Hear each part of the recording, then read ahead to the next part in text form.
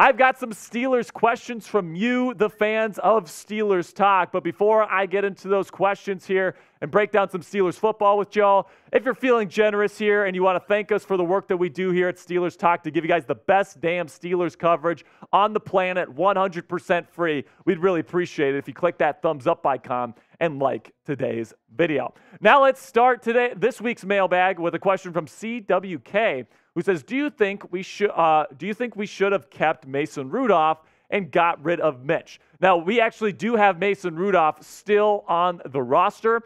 There are rumors that a trade could potentially happen with the New England Patriots, who apparently Bill Belichick loves right now. So that'll be interesting to keep your eye on. Keep in mind that we are recording this on Wednesday during the Steelers Talk live show, so this is probably not going to come out till about Saturday. So maybe something has already happened with Mason, but I guess we'll just have to see on that. But from Wednesday's perspective here, it's looking like something could get done. I guess only time will tell if something actually does get done. Then we got a $10 super chat from Gold Club member Daryl Oglesby here, who says, do you think before opening day Steelers will make another signing? I would say there's a pretty decent chance of that, Daryl. I think there's a pretty darn good chance that Omar Khan makes another signing. Right now, you got 7 cornerbacks on the 53-man roster. And yes, that's good depth, all right? But right now, the offensive line is a little bit thin after the trades of Kevin Dotson and Kendrick Green. So it wouldn't surprise me at all if Omar Khan cuts one of those corners in favor of signing a backup center, maybe like a Ben Jones or a Dalton Reisner, somebody along those lines. I guess we'll have to see on that. Maybe by the time this video comes out, the Steelers would have already signed somebody. But definitely, I think the Steelers could make a move here before the start of the season. Then we got a $5 super chat from Kermit is my God. Love that name, man. He says, would you trade Highsmith and a first-rounder for Nick Bosa? What team do you see him going to in the AFC if the rumors are true? Here we go. So there was actually a report today that the San Francisco 49ers and Nick Bosa are very close to a deal that will keep Bosa in San Francisco and that he's going to be ready to go week 1. So I'm guessing by the time this video comes out, that news will have officially broke. So in terms of the hypothetical trade, I'm not actually taking that deal. As crazy as it sounds to put TJ Watt and Nick Bosa on the same team, if you make that trade, you are taking on the massive contract of TJ Watt and the massive contract of Nick Bosa. Right now, you're paying Highsmith at a pretty decent rate. And yes, it goes up next season, but at least it's way, way, way more affordable than if you traded for Nick Bosa. Plus, if you're trading a first-rounder, that's a very valuable draft pick for the Pittsburgh Steelers. So that's not something I'm willing to do. Nick Bosa's great, but I'm not sure if it would be worth it for the black and gold. Then we got a question from Just Webb's World with a $5 super chat. Says, was watching the Vikings receiver core just if Addison is balling and Johnson isn't taking the leap, trade? Maybe. No, here's the thing. If that's the scenario and Jordan Addison is absolutely balling with the Vikings and Diontae Johnson isn't playing well for the Steelers, why would the Vikings take that deal? Absolutely not, man. If you got 2 extremely young and talented receivers, if you're the Minnesota Vikings and Justin Jefferson and Jordan Addison, why would you even consider breaking that up? I don't think that's something that the Minnesota Vikings would be willing to do, even if the Steelers wanted to trade Diontae Johnson, which I really don't think is going to happen. I know Just Webb's World is a big Jordan Addison guy. He wants to see him in a Steelers uniform. But I'm sorry, Just Webb's World. I think you're going to have to wait at least a couple of years before that's even a possibility. Then we got a question from Hank Daniels here. He says, if the Steelers sign a backup center before the season, they'll likely have to cut a cornerback. Would you rather cut Sullivan, Elijah Riley, or James Pierre? Oh, man, that's a tough one. I'm going to say James Pierre, just because Sullivan and Riley have really played their butts off during the preseason and training camp. And, I like James Pierre. I think he's a really solid backup corner. He showed that on the Monday Night Football game last year against the Colts, where he stepped in as a starter and had one of the best picks I've ever seen in my life. But overall in the preseason, he had mental mistakes. He wasn't great in coverage.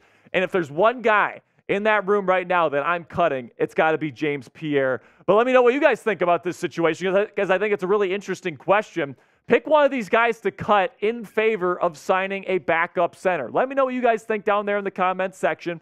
Give me a CS for Chandon Sullivan, an ER for Elijah Riley, or a JP if you agree with me and think they should cut James Pierre. This is going to be the pinned comment on today's show. So YouTube's going to throw you an ad break here in just a couple of seconds. Take advantage of that time by answering today's pinned question. Then we got a question from Hot Rod 24, $5 super chat. Says, hey, Sperry, just tuning in because of the hurricanes down here in Florida. But you know I'm a real one. Prediction for next week's game, 28-21 Steelers. Now, first of all, Hot Rod, hope that you're doing okay. Hope that all of your friends and family are safe, that you guys are doing all right there in Florida. It's a very serious situation. But as for your question, for the prediction for next week's game, I think the Steelers are going to win, and I'm going to say 31-27 Steelers win in Week 1 over Brock Purdy, Kyle Shanahan, and the San Francisco 49ers. Then we got another question from CWK, another $5 super chat. It says, do you think the league is underestimating the Steelers' offense more or their defense? I think. So I think it's definitely the offense. I think most people understand that the Steelers' defense is pretty darn good. I will say there's certain players that are underestimated on the Steelers' defense. I think Cam Hayward is perennially underrated. Alex Highsmith, a lot of people don't even know who that is, and he had more sacks than Micah Parsons last year. I mean, guys like Diontae KZ, still a really good player. Patrick Peterson even had 5 interceptions last year, and people are calling him washed. I think there's overall, as a unit, I think that people don't underestimate the Steelers' defense, and really it's the offense, right? With Kenny Pickett and Matt Canada and all these different pieces, they've got some real talent here, and I think that people think, oh, the Steelers' offense is just not very good right now. But when I really do think if Matt Canada can get his shit together here, and same thing with Kenny Pickett, this offense is going to be really good, mixed with one of the best defenses in the National Football League. So good question there, CWK. Then we got one from Just Webb's World with a $2 super chat. Says, all these offensive line, cornerback signings, what's that mean? If he's talking about the Steelers, I don't think they've signed anybody on the offensive line unless there's some news that I'm not aware of at the time of filming. They have signed a cornerback in Desmond King. So that's definitely interesting. And, I think that right now what will be interesting to see is if the Steelers want to keep 7 cornerbacks on the roster or if they're going to sign an offensive lineman here in favor of cutting at one of those 7 corners. I think that'll be definitely interesting to see. And it's definitely possible by the time this comes out on Saturday or Friday that answer is already done and over with. Then we got a $10 super chat from my man Daryl Oglesby, a Gold Club member here. Says, do you think if New England trades for Rudolph, we can get a 4th-round pick and a center from New England? I don't think a 4th and a player is possible. Could Omar Khan work his magic again and get like a 4th or 5th-round pick? I mean, he got a 6th-round pick for Kendrick Green, man. I mean, that is absolutely incredible. Even if you got a conditional 7th-round pick, if you even got a ham sandwich for Kendrick Green, you won the freaking trade. So I guess it's possible. I wouldn't trade a 4th or 5th-round pick for Mason Rudolph personally, but it's Omar Khan, so you never know. They got one from Derek Thompson here. He says, what % chance would you give the Steelers to win the AFC North this year? Very competitive division.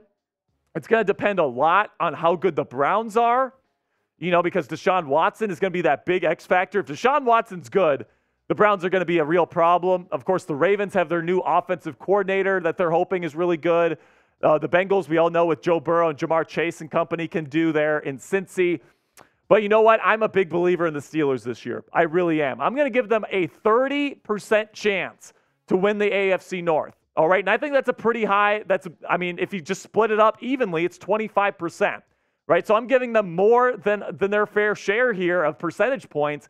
I think the Steelers have a pretty darn good shot. It's going to be a tough fight with all the good teams in this division, but I'll give them a 3 out of 10 chance.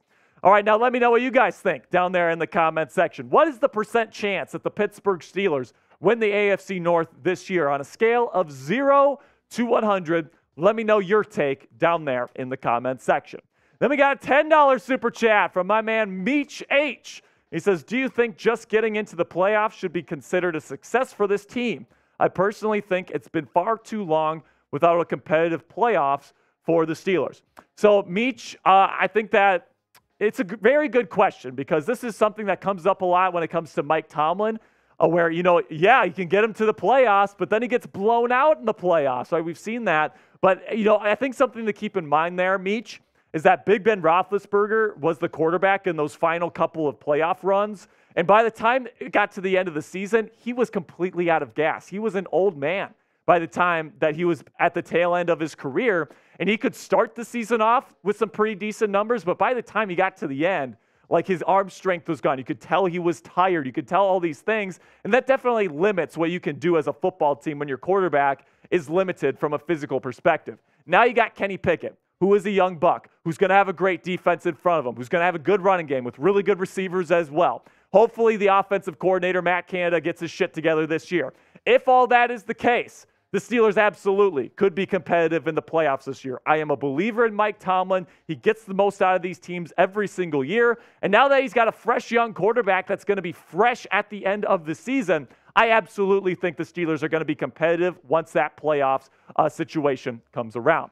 Then we got one from King Yinzer here, Anthony Fuller, Gold Club member, who says, do you think JPJ will start this year? Not at the start, Anthony. I think Joey Porter Jr. had a couple of struggles there in the preseason. He was holding quite a bit. He had some issues in coverage, even against like second and third team wide receivers against Atlanta. Obviously, I believe in his future. I believe that he's an extremely hard worker. I think he's going to get to the point where he's going to be the number one corner on this defense for the next decade. But at least for the start of the season, the plan is going to be Patrick Peterson and Levi Wallace as the first two guys out there. And then I also think Joey Porter Jr. will get a little bit of time when they want to put Patrick Peterson in the slot, because that is something Mike Tomlin and Terrell Austin and even Patrick Peterson himself have been saying they want to do this year. It's going to be something that they do a lot, and I think they're going to do it a lot early because they didn't show it in the preseason, so opposing offenses won't be ready for it on film. And when that happens, you need to have another corner on the outside. Now, will that be Desmond King, who can also play outside, or will that be Joey Porter Jr.? I guess we'll have to see when the time comes, but I'm definitely very, very excited for Joey Porter Jr.'s future here with the Black and Gold. Now, if you want to join the most interactive Steelers YouTube community here on the platform for free, we have these weekly mailbags every single week. So if you want to get your questions, if you want to get your hot takes on our show, you can do that every single week on Wednesday's Steelers Talk live show. And you can go ahead and click that subscribe button right now if you want to join our family here at Steelers Talk.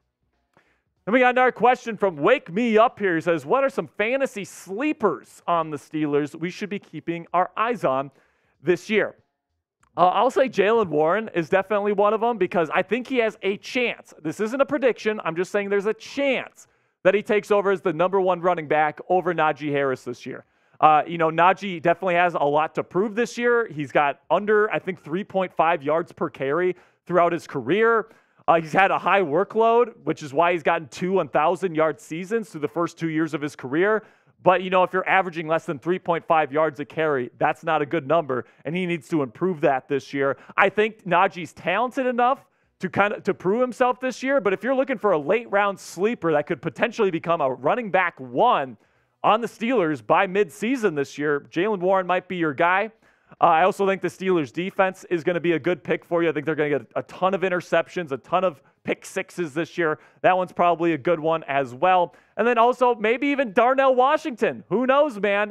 They obviously believe in him cutting Zach Gentry, and they say that he's coming along as a wide receiver. I know rookie tight ends usually don't do well in fantasy, but you guys never know. All right, now we got one from Young Noticeable here. He says, I don't know if it's preseason, but Kenny is looking way more relaxed in the pocket. I'm excited for this year with TJ Watt right next to him and being from Wisconsin as well. Herbig is going to be a dog. Now, absolutely, I agree with every single one of the points that Young Noticeable makes here.